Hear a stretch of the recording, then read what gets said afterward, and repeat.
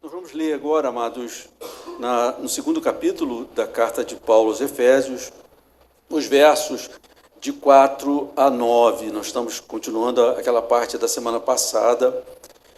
E diz assim o verso 4 do capítulo 2 de Efésios: Mas Deus, sendo rico em misericórdia, por causa do grande amor com que nos amou, estando nós mortos em nossas transgressões, nos deu vida juntamente com Cristo.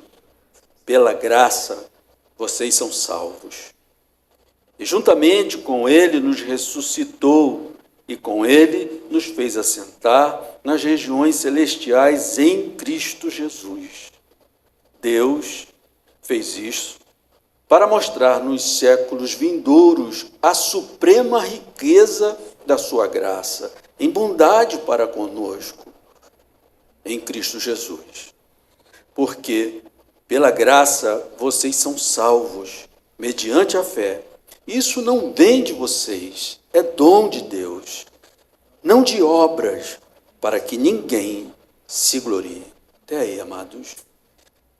Gente, o apóstolo Paulo, até esse ponto da carta aos Efésios, ele está o tempo todo chamando a nossa atenção para a eternidade e transcendência de Deus. O tempo todo. Desde o começo, ele está chamando a nossa atenção para esses dois atributos de Deus, a sua eternidade e a sua transcendência. E a gente pode se perguntar o seguinte: com que objetivo o apóstolo Paulo ele está aí desenvolvendo seu pensamento, escrevendo essa igreja na cidade de Éfeso, o tempo todo chamando, frisando a doutrina da eternidade e da transcendência de Deus? Qual é o seu propósito? Bem, vamos lá, para a gente entender, amados, de um modo geral, qual o objetivo do Espírito Santo ali, através do apóstolo Paulo, escrevendo aos Efésios. No capítulo 6, que é o último capítulo dessa carta, no verso 13, o apóstolo Paulo diz o seguinte: portanto, tomai toda a armadura de Deus. Com que propósito? Com que propósito nós devemos tomar toda a armadura de Deus? E ele responde: para que possais resistir no dia mau, e depois de terdes vencido tudo, permanecer inabaláveis. Olha aí o que ele está colocando, amados. Eu estou aqui tentando trazer para vocês qual o propósito do apóstolo Paulo, se ele está o tempo todo chamando a atenção para a eternidade e transcendência de Deus. Ele está concluindo a sua carta e ele diz: portanto, tomai toda a armadura de Deus com o seguinte propósito: para que vocês possam resistir no dia mau e depois de terem vencido tudo, permanecer inabaláveis. Pois bem, tendo vencido tudo, permanecer inabaláveis. Ou, melhor ainda, vocês possam resistir no dia mau. Bem, o dia mau. O dia mau pode ser considerado o tempo no mundo enquanto alienado de Deus. Ok, amados? Se a gente quiser entender o que é o dia mau. O dia mau é o tempo vivido no mundo alienado de Deus. O mundo, como diz a palavra de Deus, jaz no maligno. Preste atenção, queridos. Todos os desafios, amenos ou intensos, que um filho de Deus pode enfrentar no mundo, ele está enfrentando no dia mau. Ok, amados? Todos os desafios, os mais amenos, que você ali, mantendo a sua espiritualidade ali naquela média, você vence, ou então aquele desafio mais intenso, que você tem que clamar muito para que você possa perseverar. Tudo isso é vivido no dia mau. Ok, amados? Então, volto a dizer, às vezes está mais ameno, mas é um dia mau. Ok? Então, a gente pode considerar isso. Então, Paulo, ele está interessado em que atravessemos os desafios deste mundo sem sermos tragados pelas correntes perigosas opostas a Deus. Ok, amados? Essa é a intenção dele. para que vocês possam resistir no dia mau. Ele está interessado em que a igreja de Cristo consiga atravessar as correntes perigosas que são opostas a Deus e, por consequência, são opostas a nós, que somos seus filhos. Jesus deixou muito claro: perseguiram a mim, vão perseguir a vocês também. Então, a intenção do apóstolo Paulo aqui é que nós consigamos ir adiante e atravessarmos essas correntes perigosas do tempo presente, correntes que são opostas a Deus e contra as quais nós estamos lutando o tempo todo.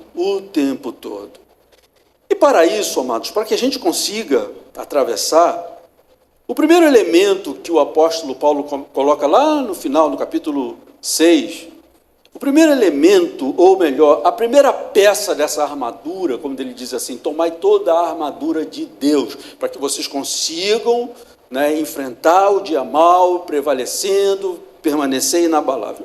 O primeiro elemento que ele apresenta aqui como a armadura de Deus é a verdade. Olha o que ele diz no verso 14, capítulo 6. Portanto, fiquem firmes. Ou seja, para quê? Para que vocês possam resistir no dia mau. Fiquem firmes, cingindo-vos com a verdade. Cingir atar bem na cintura, no corpo, segurar tudo, para que você não fique tentando segurar as coisas. Você precisa estar bem cingido para você avançar diante das correntes perigosas que são opostas a Deus. Então, portanto, fiquem firmes, cingindo-vos com o quê? Com a verdade. A que verdade Paulo se refere, amados? Olha o que ele está dizendo: você amarre a verdade ao seu redor. Firma a verdade nas suas roupas, para que você consiga ir adiante, não se atrapalhe. A que verdade ele está se referindo? A verdade revelada pela palavra de Deus acerca da vida. É essa verdade que ele está se referindo. A verdade revelada pela palavra de Deus acerca do mundo. O que é o mundo? A palavra de Deus revela. Estão aí pensando o que é a vida, o que é o mundo? Essa verdade sobre a vida e sobre o mundo está na palavra de Deus. É a essa verdade que ele está se referindo. A verdade revelada na palavra de Deus, referente à condição humana. Muitos pensadores procuram explicar o que é a humanidade, o que há com a humanidade. A verdade sobre a condição humana está na palavra de Deus. Então ele está dizendo: segura isso na sua vida, não abra mão disso, você vai escutar outras correntes. Ele está se referindo também à verdade revelada na palavra de Deus, referente ao destino eterno do ser humano. Firma isso na sua vida, porque você vai escutar mentiras. Como, por exemplo, se a palavra de Deus revela sobre o destino eterno do ser humano, outras correntes vão dizer: não existe destino eterno, não existe eternidade. Estão entendendo, amados? Ele está dizendo: firma isso, para que você consiga resistir esse tempo, esse dia mau, para você não ficar pelo caminho.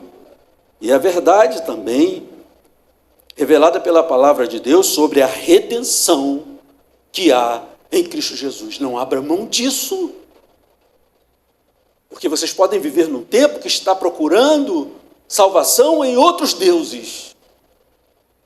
Às vezes o dinheiro, o sucesso, a saúde, o reconhecimento. Firma. Cinja os seus lombos com essa verdade.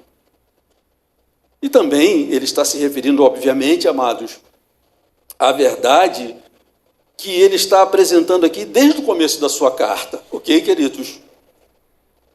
A que verdade eu quero me referir? Que ele está aqui o tempo todo revelando que a salvação não tem nada a ver com o nosso merecimento e nem com a nossa capacidade de escolha. Essa é uma verdade que ele vem batendo. Ele vem frisando. A nossa salvação não tem nada a ver com o nosso merecimento e nem com a nossa capacidade de escolha. Nós somos cristãos, amados, somente por causa da misericórdia e do amor eterno de Deus. Amém, amados? Essa é a verdade bíblica. Ele está dizendo, amarra isso. Não deixe isso frouxo. Firma bem. Para que as pessoas olhem para você e dizem, olha, ele não abre mão disso. É isso que segura a vida dele. Acreditar na eternidade, amados, e na transcendência de Deus, como eu disse, ele vem o tempo todo chamando atenção para isso, e por consequência, acreditar na eternidade do seu conselho é essencial. Por quê, amados? O verso 11 do capítulo 1 diz que Deus faz todas as coisas conforme o conselho da sua vontade. No mundo não existe contingência para Deus. A contingência é uma experiência humana, para Deus não. A surpresa é uma experiência humana, para Deus não. Ele sabe tudo acerca de nós, acerca da nossa vida e acerca da nossa eternidade. Então isso é necessário por causa da condição existencial em que nós nos encontrávamos e da mudança maravilhosa que nos aconteceu. É essencial nós crermos na eternidade de Deus, na transcendência de Deus, e não abrirmos mão disso. Por quê, amados?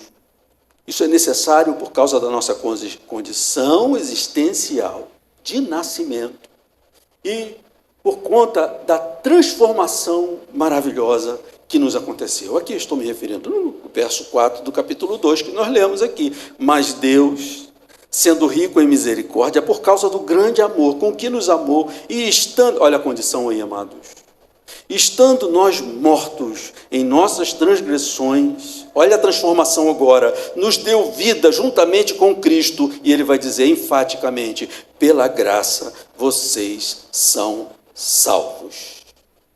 A nossa condição e a maravilhosa transformação. Para entendermos que, por mais que sejamos cristãos dedicados hoje, para entendermos que, por mais que sejamos cristãos piedosos e fervorosos hoje, não há absolutamente nenhuma razão para sermos, primeiro, arrogantes, soberbos, diante do mundo, né? E pular a fé. Eu creio, olha eu aqui, um bom cristão. Não há razão absoluta para isso, amados, para sermos soberbos diante de quem quer que seja, muito menos diante de Deus. Em segundo lugar, amados, nós devemos ser, com isso, profundamente agradecidos. O apóstolo Paulo, quando ele começa a expor as verdades eternas, ele começa dizendo, bendito seja o Deus e Pai de nosso Senhor Jesus Cristo. Amém, amados? Agora, é fundamental para termos um coração adorador, termos essa verdade amarrada na nossa vida, amados. Muito bem cingida, ter a vida muito bem cingida com essa verdade. Mas Deus, sendo rico em misericórdia, por causa do grande amor com que nos amou, estando nós mortos em nossas transgressões, nos deu vida juntamente com Cristo. Pela graça vocês são salvos. E juntamente com Ele, com Cristo, nos ressuscitou e com Ele nos fez assentar nas regiões celestiais em Cristo Jesus. Deus fez isso para mostrar nos tempos vindouros a suprema riqueza da sua graça em bondade para convosco em Cristo Jesus. E ele repete, porque pela graça vocês são salvos, mediante a fé. E isto não vem de vocês, é dom de Deus, não de obras, para que ninguém se glorie. Ok, amados? Então não há absolutamente nenhuma razão, queridos. Não há nenhuma razão, vamos prestar atenção, queridos. Não há nenhuma razão para sermos arrogantes, nos vangloriarmos diante de quem quer que seja, e muito menos de Deus. E, ao contrário, sermos profundamente agradecidos. Queridos, insistir que eu sou salvo por causa de minha própria decisão e escolha, e não pela escolha de Deus, é insistir justamente naquilo que Paulo quer evitar. E aí eu começo a entrar naquele lugar meio espinhoso, tá, amados? Me acompanhem em oração, por favor. Isso vai decidir se esse sermão vai ser editado, vai ser publicado ou não. Insistir que eu sou salvo por causa da minha própria decisão e escolha é insistir justamente naquilo que o apóstolo Paulo quer evitar. Verso 5 ele diz: pela graça vocês são salvos. E ele vai repetir lá no verso 8, porque pela graça vocês são salvos mediante a fé. Isto não vem de vocês, é dom de Deus, não de obras, para que ninguém se glorie. Então, colocar a salvação como resultado da autoescolha é antibíblico e pernicioso para si mesmo. Eu repito, colocar a salvação nas bases da autoescolha e decisão, liberdade, primeiro, é antibíblico, e segundo, é pernicioso para si mesmo. Eu vou explicar. É antibíblico porque vai contra a clara doutrina da Escritura Sagrada, vai contra aquilo que a Bíblia ensina claramente. Então, é antibíblico, né, amados? É óbvio assim, simples assim. Por que é antibíblico eu dizer que fui eu que escolhi a Deus? Porque não é isso que a palavra de Deus ensina. É antibíblico. Mas também, amados, é pernicioso para si mesmo, ou seja, para aquele que declara que a sua salvação tem como base a sua decisão, a sua escolha. Eu escolho Deus, eu escolho a palavra de Deus. É pernicioso para si mesmo, por quê, amados? Quando nós somos honestos em nossa autoavaliação, nós encontramos em nós todo tipo de incongruências e incoerências em nosso coração, não é verdade, amados? Quando você tem misericórdia de você e vai se avaliar, você vai dizer assim, eu sou muito bonzinho. Agora, quando você vai se autoavaliar com sinceridade, você vai encontrar todo tipo de incongruência e de incoerência dentro do seu coração. Vamos lá. Exemplo. Supomos que eu diga que a minha salvação se deu porque eu escolhi a Deus. E o outro não está salvo porque não escolheu. Então, vamos supor que eu diga que eu escolhi a Deus. Eu escolhi a Deus. Se eu escolhi a Deus pela minha força e a minha escolha, pela minha liberdade, por que agora que de fato eu o conheço, eu não consigo escolher permanecer firme, reto, o tempo todo diante dele? Por quê, amados? Nós ficamos firmes e retos o tempo todo diante de Deus? Claro que não. 1 João é muito claro nisso.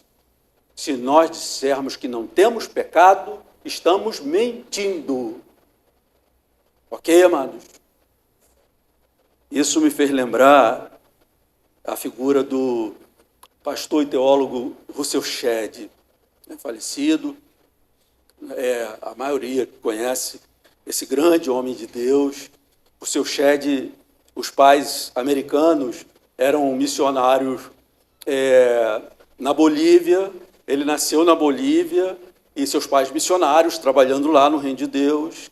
E quando Russell Shedd completa 5 anos, eles voltam para os Estados Unidos porque eles queriam dar uma educação, né, de base para o Russell Shedd, o menino Russell Shedd. Então ele cresce nos Estados Unidos, fica lá, estuda teologia, então torna-se um adulto, e serve como pastor nos Estados Unidos, mas ele decide se vir para o Brasil, se radicar como brasileiro, veio para São Paulo, onde viveu o resto da sua vida, né? Ele é um dos fundadores da Edições Vida Nova. Ok, amados? Um homem assim de Deus, eu tive a alegria de tê-lo como meu professor de teologia. Ele vinha a Niterói dar módulos, né, de teologia. Tá? Um homem, sabe aquela pessoa que você gosta de estar perto? Não precisa falar nada, sabe? Você gosta de estar junto, não é? Sim, um homem muito de Deus.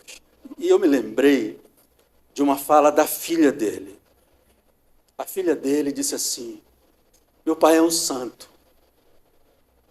Eu só acredito que ele peca porque a Bíblia diz que ele peca. Então ele deve pecar. Porque ninguém escapa disso, amados.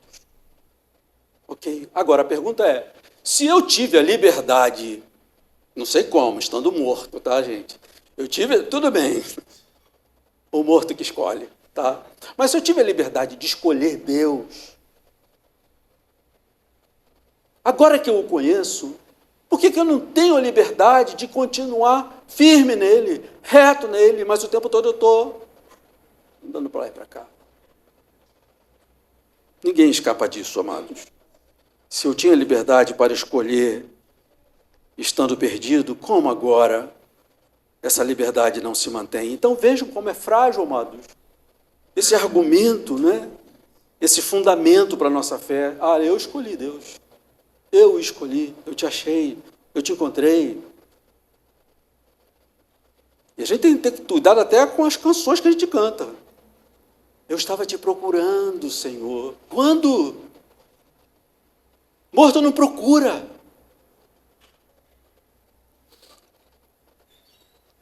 E para mim, amados, isso é ainda mais pernicioso porque revela uma ingratidão velada. Porque quando eu insisto em dizer, não, eu sou salvo porque eu escolhi Deus, no meu livre-arbítrio, eu escolhi Deus, isso esconde uma ingratidão velada, pois eu não estou assumindo diante de Deus e dos homens que, de fato, como diz a palavra de Deus, eu estava morto dos meus delitos e pecados. Morto não escolhe nada. Então, é uma grande ingratidão. Se não fosse pela rica misericórdia de Deus, eu continuaria perdido. Ok, amados? Ainda que um perdido religioso, mas perdido. Não fosse a rica misericórdia de Deus e o seu eterno amor por mim, por nós. Caminhemos, amados. O caminho começa a ficar espinhoso um pouquinho mais à medida que a gente vai andando. Tem pessoas que acreditam que a doutrina da incapacidade total do ser humano e a doutrina da eleição incondicional são doutrinas do calvinismo. Sabe? Mas isso revela uma falta de conhecimento histórico e também revela uma ignorância bíblica ao mesmo tempo, queridos. Por quê? Vamos lá. Calvinismo. Para eu atacar alguma coisa, eu tenho que conhecer essa coisa, ok, amado? E as pessoas não conhecem. Nem o processo histórico que Deus usou na sua igreja para que desse nisso que hoje é chamado de calvinismo. Trata-se da reforma protestante. O que foi isso, amados? É que a igreja estava indo para lá e a Bíblia estava mandando para cá. Chegou um momento em que o culto é celebrado numa língua que só entendiam os acadêmicos bem formados, instruídos, que nem a academia secular já assumia mais o latim, uma língua morrendo. Okay? Muito menos o agricultor, o trabalhador. E o culto era feito, missa, né? Nessa língua, nesse idioma. E a Bíblia cada vez mais enterrada, sumiu da vida, sabe, amados? E Deus, por sua misericórdia, usa aquilo que jamais se imaginou. De lá de dentro dessa igreja, um monge agostiniano chamado Lutero começa a encontrar a palavra de Deus e começa a entender a palavra de Deus, que a justificação é pela fé, pela graça de Deus. E aí, amados, ninguém segura mais essa onda, ok, queridos? Ninguém segura mais isso. Ninguém segura mais isso. A igreja é trazida para a palavra de Deus, amados, de novo. Deus restaurou todas as coisas, amém, amados? Deus no controle e na soberania da história. E aí, as pessoas olham para o calvinismo com dificuldade de entender as doutrinas bíblicas. Elas vão dizer, isso é coisa de calvinismo, isso é coisa de Calvino. Por exemplo, existem aí os 5 pontos do calvinismo, não é verdade? E as pessoas dizem, isso é coisa de Calvino. Começar, amados, o Calvino não tem nada a ver com esses 5 pontos que se conhecem hoje. Tá? Lá, pelos idos, né, de 1600, né, Calvino já tinha falecido há mais ou menos 54 anos. E aí, queridos, vocês vão entender por que eu estou trazendo isso daqui. Um teólogo ligado à tradição reformada, chamado Armínio, primeiro espinho. E aí, ele começa a ter dificuldade com a doutrina da soberania da graça de Deus na salvação. E muito afeito ao pelagianismo, E também, seguindo Erasmo de Roterdã, esse teólogo da igreja de tradição reformada começa a ter dificuldade com essas doutrinas. E ensina os seus alunos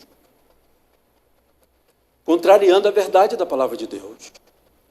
Esses alunos, lá na frente, eles fazem um documento, entregam ao Estado da Holanda, não é?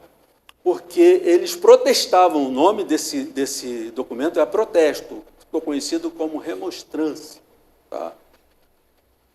E o que eles queriam? Eles queriam mexer nos símbolos da igreja de então.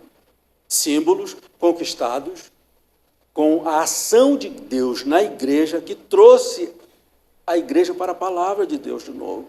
Ok, amados? Pastor José, eu estou me sentindo numa escola bíblica, tudo bem, vamos lá. Então, amados, o que acontece? A igreja se reúne, faz um sínodo em Dort, tá? Para então responder a esse protesto, que queria mexer nos símbolos de fé da igreja de então, que era então a confissão belga e o catecismo de Heidelberg, ok? Que continham essas doutrinas da palavra de Deus, ok, queridos? E qual era o grande problema que tem a ver com nossa pregação aqui?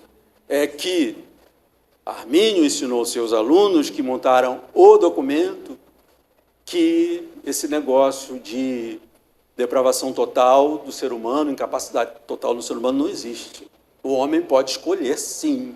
Ele tem liberdade para escolher, sim. E outra coisa, esse negócio de eleição incondicional, somente pela graça de Deus. Não, não é assim. Deus escolhe aquele que, por presciência, ele sabe que vai crer. Olha, chovendo molhado, não é verdade, amados? Pois bem, amados, qual o problema aqui? Aqui eu encerro essa parte aqui da história. É que o documento foi escrito, por isso é 5 pontos do calvinismo, respondendo às 5 questões mais importantes desse documento de protesto dos alunos de Armínio, e a coisa se resolve e vamos adiante. Contudo, a doutrina de Armínio, ela não cessou aí. Nesse tempo, nosso país querido estava sendo descoberto, amado. Está ali, não é verdade? E chega aqui no Brasil o evangelho somente de tradição reformada? Não, não chega. Chega também o arminianismo. Ok, amados? A forma de crer arminiana. Tá? Pois bem, amados, agora, trazendo para cá, essa doutrina da graça soberana de Deus na nossa salvação, ela não é calvinista, ela é paulina. E no limite, ela é uma doutrina do Espírito Santo, amém, amados? É o Senhor que está revelando que é assim. Então, estão entendendo aqui como é que a gente começa a colocar o pé num lugar complicado, muito complicado. Verso 9 ele diz, não de obras, para que ninguém se glorie. Amados, o Senhor Jesus, o Senhor Deus falou lá em Isaías 42:8 o seguinte, eu sou o Senhor, este é o meu nome, Senhor. Não darei a mais ninguém a minha glória. Claro, amado. Que glória maior há em se salvar a si mesmo. No mundo caído, digno de toda a ira de Deus. Quem conseguir fazer isso por si, merece uma glória, na verdade, amados. Primeiro estava morto, teve que se ressuscitar, para então acreditar. Então a gente vai vendo, amados, que tem questões complicadas, não é assim, amados.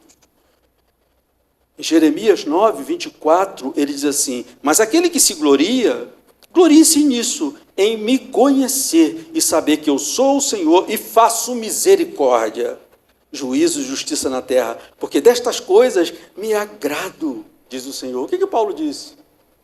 Estávamos mortos nos nossos delitos e pecados, mas Deus, sendo rico em misericórdia, por causa do grande amor com que nos amou, Ele ama isso, amados. E porque Ele ama isso eternamente, Ele nos salvou. Amém, amados? Bem, amados, o conhecimento dessa verdade, fazendo uma aplicação aqui no meio disso tudo, eleva a nossa gratidão e honra a Deus. Esse apóstolo que ensina isso, ele começa com uma adoração muito profunda no coração, porque ele entendeu o que está por trás do fato de nós sermos cristãos hoje. O amor de Deus, a misericórdia de Deus e o poder de Deus. Então ele diz, bendito é o Deus e Pai de nosso Senhor Jesus Cristo. Além disso, amados, e aí tem implicações para a nossa vida, que eu falei que tudo isso é pastoral. Tá? Ah, mas você está polêmico hoje, José. Não, amados, eu continuo pastoral. A minha intenção é pastoral. Porque o conhecimento dessa doutrina firma a nossa confiança naquele que, por seu poder, por seu amor, por sua misericórdia, está nos ajudando a enfrentar esse mundo. E no fim, nós estaremos lá diante dele inabaláveis. Amém, amados? É a confiança dessa verdade sobre Deus e sobre a nossa salvação. Agora vamos lá. Agora é caco de vidro nos pés. Em matéria de eleição, o erro do arminianismo é um erro que desvirtua pessoas. Olha o que eu estou falando, amados, pelo amor de Deus. Eu não estou dizendo aqui que toda a fé do arminianismo desvirtua pessoas, mas estou falando que, em matéria de eleição, o erro do arminianismo desvirtua pessoas. Na terça-feira nós tivemos mais uma reunião de homens, e o tema que o Lucas Brum levou para os homens foi sobre a sã doutrina. O homem de Deus e a sã doutrina. Uma maravilha. Foi um encontro ótimo, muito edificante. Ok, amados? Então, sã doutrina foi o tema, ele usou como fundamento a carta escrita por Paulo a Tito. E Paulo diz a Tito que o erro desencaminha famílias inteiras, ok, amados? E que é preciso fazer calar este ensino que desvirtua. A pergunta é, Paulo hoje combateria algumas doutrinas do que chamamos de arminianismo? Claro que sim, amados. Claro que sim. amando os arminianos, ele combateria algumas suas doutrinas. Claro, porque ela vai contra o que ele está falando, inspirado pelo Espírito Santo de Deus. É óbvio, amados. É óbvio. Não são esses calvinistas de hoje, amados. Não. É a palavra de Deus. E a pergunta é, o apóstolo Paulo hoje, ele combateria algumas doutrinas do arminianismo? Claro que sim. Claro que sim. Amando os arminianos. Ele iria combater o erro. Ele ia combater o falso ensino. Queridos, eu não posso dizer para alguém ficar em paz com sua consciência, acreditando ou deixando de acreditar no que quer que seja, se isso vai contra a palavra de Deus. Eu não posso dizer, fique em paz, isso é coisa de Calvino. Se isso, Calvino não é canônico, amados. Como todo homem teve equívocos, ok, queridos? E teve. Mas naquilo que ele se alinha na palavra de Deus, e a reforma protestante tem o mérito disso, queridos, de nos trazer para a Escritura Sagrada num tempo em que o culto estava sendo feito em latim, haja mérito nisso. Okay? Eu não posso dizer para as pessoas, olha, fique em paz com isso, é coisa de calvinismo, não se preocupa. Se isso vai contra a palavra de Deus, ok? O que nós estaremos dizendo é que tudo é relativo. Se você acredita desse jeito, acredita do outro, e o relativismo não se sustenta. Mas aí, amados, o que fazer diante de alguns erros da doutrina de irmãos arminianos que amamos tanto? Isso aqui está o ponto importante, tá, amados? O que nós fazemos com o erro de alguns arminianos tão amados por nós? Nós devemos fazer o mesmo que fez Paulo, lá em Atos, capítulo 19, versos de 1 a 6. Escutem aí, por favor. Aconteceu que, estando Apolo em Corinto, Paulo, tendo passado pelas regiões altas, chegou a Éfeso e, achando ali alguns discípulos, perguntou-lhes, recebeste porventura o Espírito Santo quando crestes? Ao que lhes responderam, pelo contrário, nem mesmo ouvimos que existe Espírito Santo. O que diz o texto? Então Paulo perguntou, em que, pois, fostes batizados? Responderam, no batismo de João. Disse-lhe Paulo, João batizou o batismo para arrependimento, dizendo ao povo que cresce naquele que vinha depois dele, a saber, em Jesus. Eles, tendo ouvido isto, foram batizados em o nome do Senhor Jesus. E, impondo-lhes as mãos, veio sobre eles o Espírito Santo. Eram, ao todo, uns 12 homens. É interessante, né? Que essa carta está sendo escrita para essa igreja que começou lá, com esses 12 homens, e que conheciam o Evangelho pela metade. Aqueles 12 homens na cidade de Éfeso eram discípulos de verdade. Não é isso que o texto diz? Tendo passado pelas regiões altas, chegou a Éfeso achando ali alguns discípulos. Eram discípulos. Criam em Jesus. Mas tinha coisas que eles não conheciam ainda. É preciso crer na verdade completa, amados.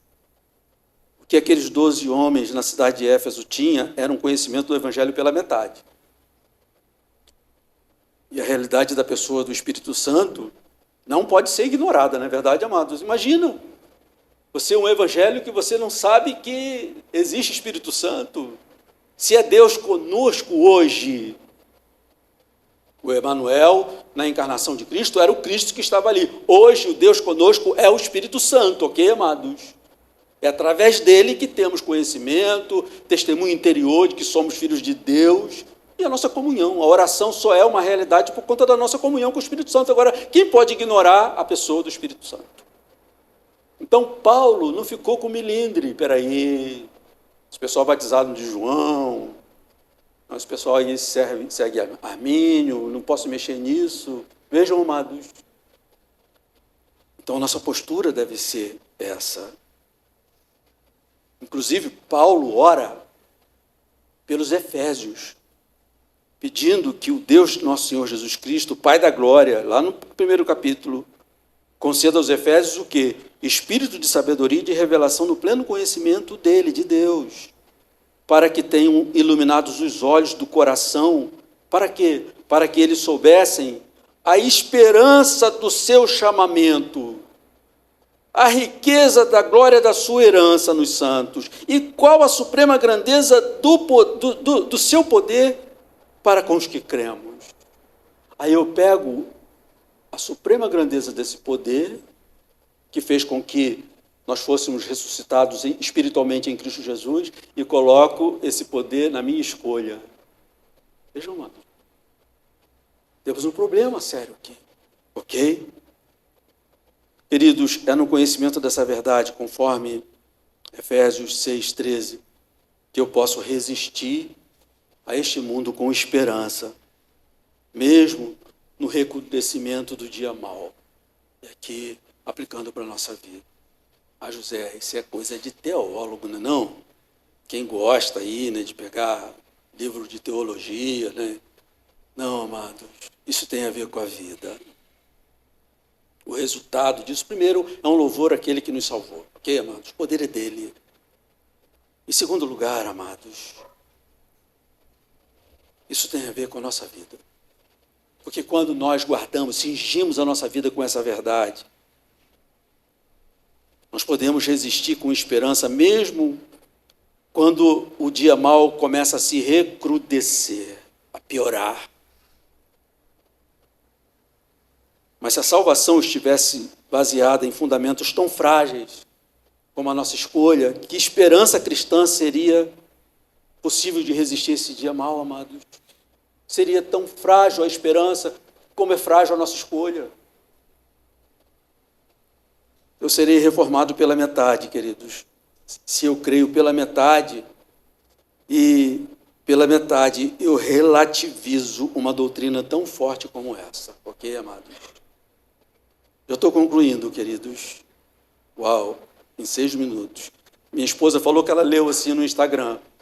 Não acredite no seu pastor quando ele diz, estou concluindo. Ok? Isso é verdade. Não acredite. Mas eu vou concluir. Ok? Eu serei reformado pela metade, se eu creio pela metade.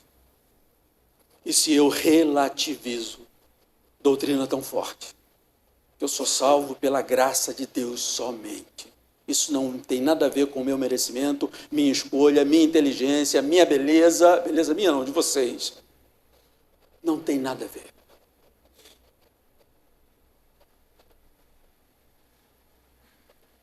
Se abrirmos mão, amados, dizendo que tudo bem se alguém não recebe essa verdade como absoluta, é o mesmo que colocar uma pedra no meu próprio entendimento e colocar dificuldade no meu abraçar dessas verdades com todo o meu coração. Como o apóstolo Paulo ora para que aqueles irmãos recebessem, entendessem essa verdade. É justamente o que o apóstolo Paulo quer que aconteça, por isso ele ora. Pois se eu digo para o outro que não acreditar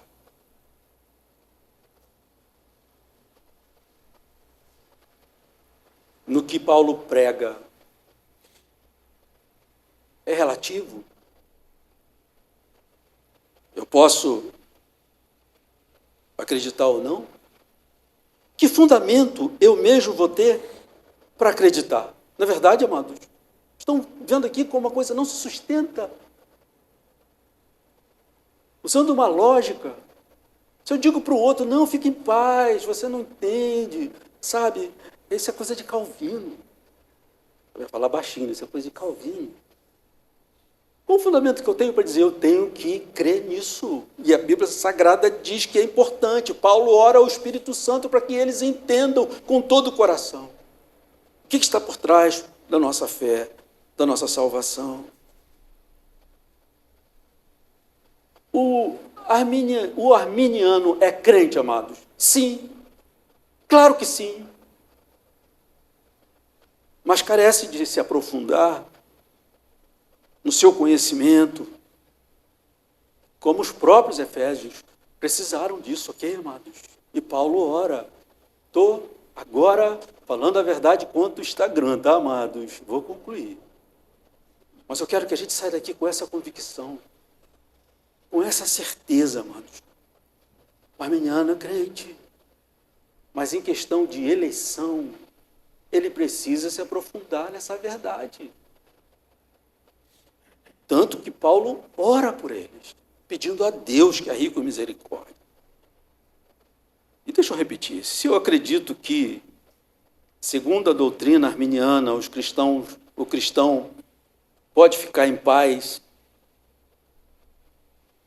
se acredita ou não na eleição, eu fragilizo, volto a dizer, a necessidade de eu mesmo acreditar, e o que acontece?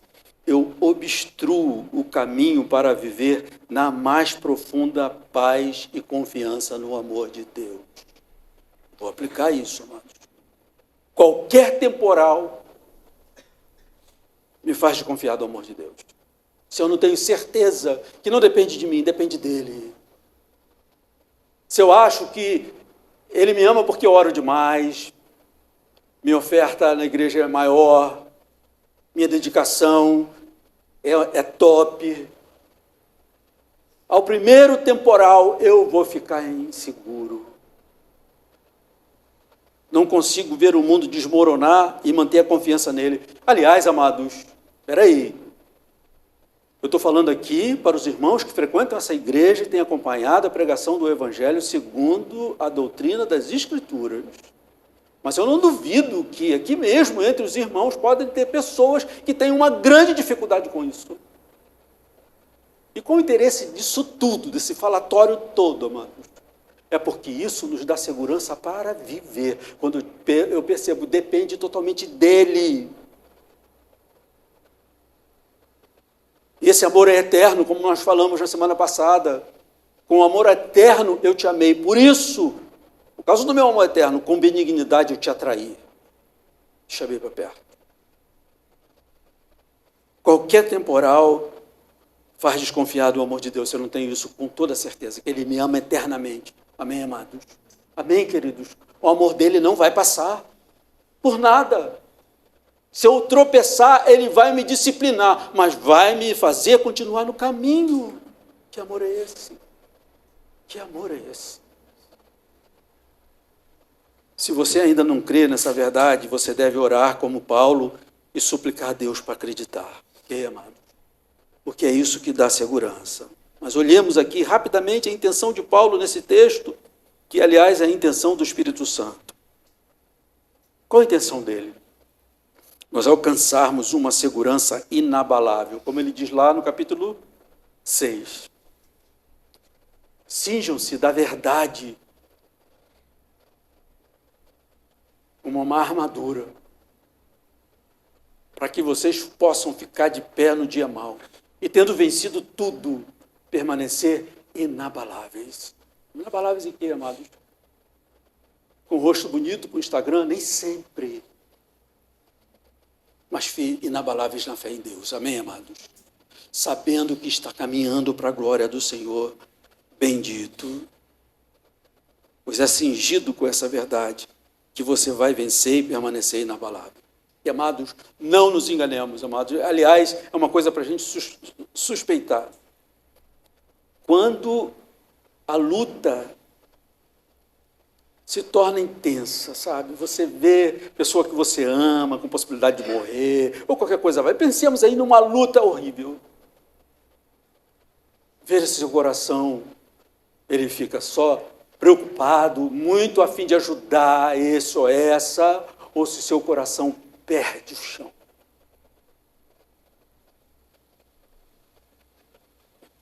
Você se torna imprestável para Deus, nem ora mais.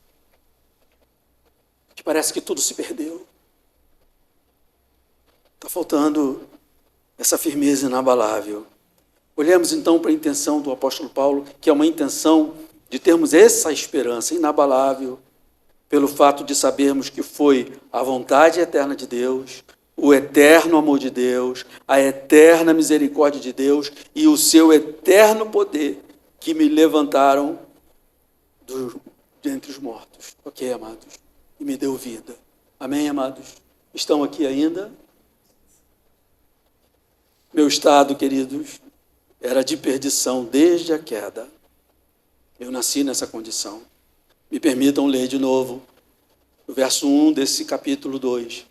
Ele lhes deu vida quando vocês estavam mortos em suas transgressões e pecados, nos quais vocês andavam noutro tempo, segundo o curso deste mundo, segundo o príncipe da potestade do ar, do espírito que agora atua nos filhos da desobediência, entre eles também nós, ele se inclui aí, todos nós andamos no passado, segundo as inclinações da nossa carne, fazendo a vontade da carne e dos pensamentos, e éramos o quê? Por natureza, por nascimento, filhos da ira, como os demais, estando nós mortos em nossas transgressões.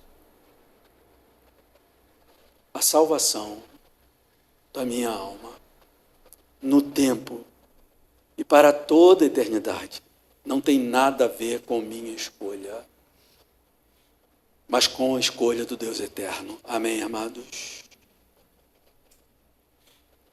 Mas Deus, sendo rico, verso 4 do capítulo 2, em misericórdia, por causa do grande amor com que nos amou, estando nós mortos em nossas transgressões, nos deu vida juntamente com Cristo. Pela graça vocês são salvos. E juntamente com Ele nos ressuscitou. E com Ele nos fez assentar nas regiões celestiais em Cristo. Nada morto mais. Vivo em Cristo Jesus. Deus fez isso para mostrar nos tempos vindouros a suprema riqueza da sua graça em bondade para conosco em Cristo Jesus. Finalmente, o verso 8 mostra qual é a nossa relação e a relação de Deus com essa história de salvação. O verso 8 diz assim: porque pela graça vocês são salvos, mediante a fé. Isso não vem de vocês, é dom de Deus. Isso não vem de vocês, é dom de Deus. Tem uma celeuma tremenda dos teólogos dizendo, para tentar entender o seguinte, quando ele diz aqui, porque pela graça vocês são salvos, mediante a fé. E isto não vem de vocês, é dom de Deus. A celeuma é, isto que vem de Deus, ele está se referindo à graça ou está se referindo à fé como dom de Deus? Aí tem uma discussão enorme, rios e rios de tinta e papel, gastos para tentar dar conta disso, e não se consegue dar, por causa da construção gramatical aqui. Mas não é questão de gramática, amados, é questão da verdade revelada de Deus, porque no final das contas dá no mesmo. Sendo isso, exatamente, alguém respondeu aí, obrigado. Isso vem de Deus, essa graça ou essa fé. Mas a gente pode clarear um pouquinho mais. É um dom de Deus, porque é somente por sua graça. E Ele tirou de nós todo o empecilho para que nós crescemos. Muito embora, amados, quem cremos somos nós. Deus não crê por nós, ok, amados? Ok, queridos? Então, temos que ter um pouco de cuidado se eu digo assim, não, a fé é um dom de Deus, é Deus, essa fé é dele, não é minha. Não, sou eu que creio. Mas por que é um dom de Deus, então? Porque Ele tirou todo o empecilho do meu caminho para que eu chegasse à fé, para que eu acreditasse. Então é um dom dele, não é verdade, amados? Foi Ele que me deu essa possibilidade, amém? Que é uma realidade, amém? A fé é um dom de Deus? É, amém? Porque é Ele que fez tudo para que eu chegasse nela. A fé também é um dom de Deus, porque Ele nos levou a ela, a fé. E por que Ele fez isso, amados? Aliás, lembrei aqui de um texto de Isaías. Aterrai, tira o empecilho do meu povo, para que ele chegue diante de mim. Foi isso que ele fez na minha e na sua vida. Tirou todo o empecilho. Teu ateísmo, teu agnosticismo, tua iniquidade, tua alienação, para te dar esse dom de você crer. Amém, amados? Está claro isso? Por que ele fez isso tudo, amados? Por causa do grande amor com que Ele nos amou. Amém, amados? Para concluir aqui, amados, toda vez que eu disser concluir, vocês vão lembrar do Instagram, não é verdade? Mas para concluir mesmo, amados. Eu, essa semana, lendo, estudando esse texto, fazendo o tratamento desse texto, chegou um momento em que eu estava cansado, porque isso aqui cansa. Ok, amados? Paulo fala daqueles que se afadigam na palavra, não é verdade? Com todo o cuidado que se tem que tomar e tudo mais, amados. Chegou um momento que eu peguei um livro que está sendo na minha devocional. Eu faço a minha devocional primeiro com um livro que eu não sei se vocês conhecem, a Bíblia Sagrada. Amém, amados? A Bíblia Sagrada. Mas também eu tenho sempre ali um texto, um livro, que eu uso em momentos da minha devocional. Nesse tempo, nesse momento, eu estou lendo John Owen, um pastor e teólogo maravilhoso, e escreveu a seguinte obra: Comunhão com Deus Trino, o caminho para um relacionamento vital com o Senhor. Um livro maravilhoso, doutrinário, mas também muito devocional. E eu estou lendo, né? Então, naquele momento, ele estava cansado, já no final da noite, trabalhando esse texto para o sermão de hoje. E eu olho para o livro em cima da minha bancada, e eu trago o livro para perto. Eu falo: Senhor, agora eu vou orar, pedir que o Senhor fale ao meu coração. Quando eu comecei a ler, eu fiquei assim, abismado, porque meu coração já estava muito tocado com essa doutrina, com o apóstolo Paulo, lendo aqui o Espírito Santo de Deus, esse autor maravilhoso que é o Espírito Santo de Deus, e agora eu lendo John Owen, e aí eu vou citar na íntegra o que eu li, amados, para vocês entenderem. Abre aspas para John Owen. Ele está tratando de Romanos 5,5, que diz assim: o amor de Deus é derramado em nosso coração pelo Espírito Santo. Esse é o verso que ele está tratando. Aí, aspas ainda para John Owen. Ele diz assim: o contexto deixa claro que se fala aqui, nesse verso, do amor de Deus é derramado em nosso coração pelo Espírito Santo, se fala aqui do amor de Deus por nós, e não de nosso amor por Deus. O amor de Deus é de ordenação e aceitação. Aí ele explica, ele diz: o amor de ordenação, o amor de seu propósito, de nos fazer o bem. Não tem muito a ver com o que Paulo está dizendo, amados? De nos fazer o bem. Eu acho que eu estou cansado, eu me perdi, peraí. O amor de Deus é de ordenação, e ele explica, o seu propósito de nos fazer o bem, e de aceitação, ou o amor da aceitação, de aprovação diante dele. Não é Paulo falando no primeiro capítulo? Em amor nos predestinou para sermos irrepreensíveis diante dele, ele ter prazer em nós, em Cristo Jesus. John Owen parece que estava me acompanhando ali, preparando o sermão, quando escreve isso aqui, quando eu leio isso. Brincadeira, amados. Ele continua: ambos, o amor de aceitação, de ordenação, são chamados frequentemente de amor nas Escrituras. Como podem estes serem derramados em nosso coração? Não é em si mesmo, sabe? Um afeto derramado no coração. Não é em si mesmo, mas uma percepção deles, desse amor. É uma apreensão espiritual deles. Derramado é a mesma expressão usada a respeito do Consolador sendo derramado sobre nós. Deus derrama abundantemente o Espírito Santo sobre nós. Assim, ele, o Espírito Santo, derrama o amor de Deus em nosso coração. A expressão, diz John Owen, é metafórica, derramar o amor de Deus em nosso coração.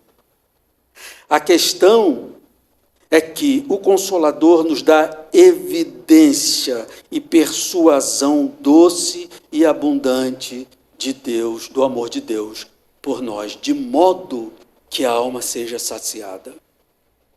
É isso que Deus faz através do Espírito Santo. O amor dele abundante fica claro para nós.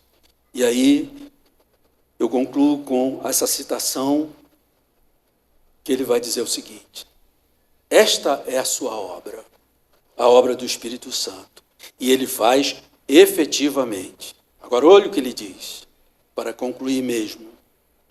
dar a uma pobre alma pecadora essa percepção superabundante, essa convicção reconfortante de que Deus, em Jesus Cristo, a ama, a alma, a ama, delicia-se nela, está satisfeito com ela, tem pensamentos de carinho com ela e bondade para com ela, é uma misericórdia indescritível. Não é, amado? Isso aqui vai no momento em que você está elevado na sua devocional? Não. Isso aqui tem a ver com sua história de conversão, ok, queridos? O amor de Deus fez isso por mim e por você. Amém? Vamos embora daqui?